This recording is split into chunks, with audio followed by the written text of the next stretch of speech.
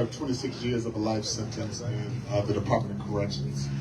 I went in when I was 17 years old, and like the brother Jose said, when I entered prison, I saw black and brown faces too. And the ones that wasn't black and brown, you can assure that they was poor. So it was the poor white, it was the people out of these communities, these dilapidated communities. That's how they get us. I mean, and then Jack just spoke about being able to afford a criminal defense. That's what we all really had in common. But before that, we was never really given a chance. I always look at this bill and it says second look legislation. But I look at it like, man, it's really a first chance. Because a lot of us was growing up in these communities and didn't have a chance at all. I grew up in a community to where when you walked out your house, it was dilapidated housing, it was drug houses, it was drug dealers. Went to a school that wasn't serving to educate the children, and then going back home to a broken home. No chance at all. What chance does a child in those situations have to grow up to be anything? You know, the struggle upstream here, he or she will have to endure in order to survive those situations. But a lot of times when these guys go to prison, I myself included, Jose, Cozine, the people who was up here, we go and we start to read, learn. I myself, when I walked through the prison door, I read on the 3rd grade level. I work at SADO right now, the State Appellate Defender's Office. I work at SADO now. I do Braille. I do Braille transcription for blind people. And that's someone going in prison at a 3rd grade, reading at a 3rd grade level. While I was in prison, like Jose said, and like Cozine said, some of these old heads, they look at you. And they be like, well, listen, this is our chance to help our community. Let's start helping these youth up in here. And they pick us out, and they point us out, and they show us the right ways, and the things that we're doing, and the things that we shouldn't do wrong, and the things that we're doing right, and they encourage us. And they encourage us we're better than the communities that we're coming from. It ain't the MDOC, it's them. These brothers do that. And these are the brothers that we leaving behind, and these are the brothers that we out here speaking for right now today. These brothers deserve that second look for a first opportunity that they wasn't given. And that's why we here every day. I was in the car today when Jose received that call from the individual. And when I said my name, he knew exactly who I was. He said, man, we proud of you guys. Come out there and you guys trying to make a way for us, the people who deserve to be out here. One thing about these crime bills, about second look, we not, like Jose said, we're not trying to let out predators. We're not letting out people that are prey on the community. We're not letting out people, these particular type of people. The people who we want out is the people who deserve a second opportunity to come out here and rebuild these communities, become a part of our resources where we can start helping others that come out. That's what we're trying to do. You know what I'm saying? We're not trying to let people out who's going to prey on our communities. I just had a little baby. I don't want nobody else going to prey on my community. You know, but I do believe this, that the minute a person becomes rehabilitated in prison, the second after that is torture. And it's okay to live, it's okay to believe in crime and punishment, but you shouldn't believe in torture. Once a person has served time and can come out here and be a productive member of society, let him out. Let him out. Right.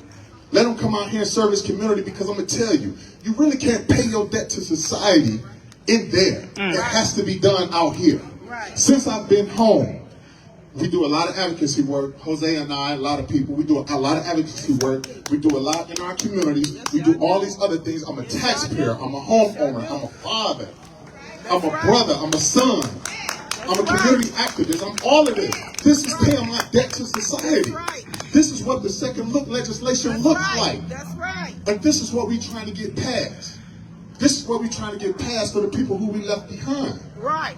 And it's just really that simple. And like I said, you could be a crime or punishment person. Ain't nothing wrong with that.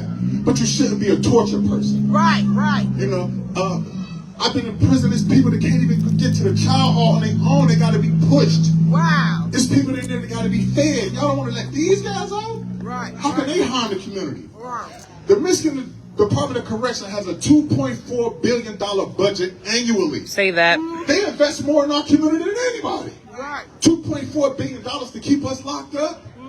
Especially people who could come out here and be a benefit toward their community. Right. That's the problem. That's the problem. It's guys in there so old, they can't even remember their crime. Right. Can't even remember the crime they committed. They're keeping them locked up. It's guys in there who really just made a mistake. I'm a person who, I was locked up for felony murder. It's people in there like felony murder, just life without parole. No chance of getting out. And this stuff is just crazy. It's crazy. It's not even sensible. This second look legislation is sensible. It's a sensible bill. It's not a get out of jail free card. Like Jose said, it's not a get out of jail free card. We're not letting everybody out. And then 10 years, like Bonnie was saying, 10 years is the minimum, but that doesn't mean that the parole board is not going to do its job. And if you're not ready to come home, it doesn't mean they're going to let you out. Right. They're going to let you out. Listen, we put faith in the parole board on every other situation except for this one. Say that. You know, I myself, once the parole board was able to let me go, once they had jurisdiction over my case, which means once I received the term in years, I got to let go of my first opportunity. Right. So that means that I was ready to go way before then. And it's laws in place that's preventing the parole board from doing their job, like far as letting people go. And that's what this bill is about. This bill is about giving the parole board the jurisdiction to start letting some of these guys who deserve to be home go. Right. Let them go. Let them out. Let them come out. And another thing I want to say before I go. The people who did the most destruction in our communities are best fitted to come out here and serve our communities and get the problem right. These people, listen, in my community, they love me. They don't see the me from 30 years ago. Right. They see the me today. And they see I'm coming, giving them good word, encouragement. And the people who come out here and the ones that we deal with, you know, that's what we come out here to do. We come out here to clean up our communities. We come out here to be community activists. We set up voting drives. We do all of these things. You know, we do all of these things.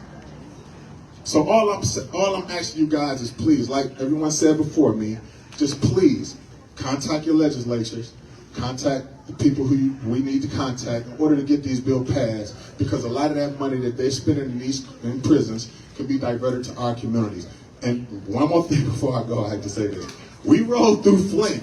Man. This like New Jack City. I hate this. I hate that we have to live like this. Like New Jack City. You ride up to a prison, or you looking almost like looking at a college campus. Right. You see roses out in front of the prison and stuff like. When our communities are looking like this, say that. It's crazy. We need to divert some of that money that they using to put them roses in front of them prisons and keep that lawn cut. And we need to come cut some of this stuff over here. That's right.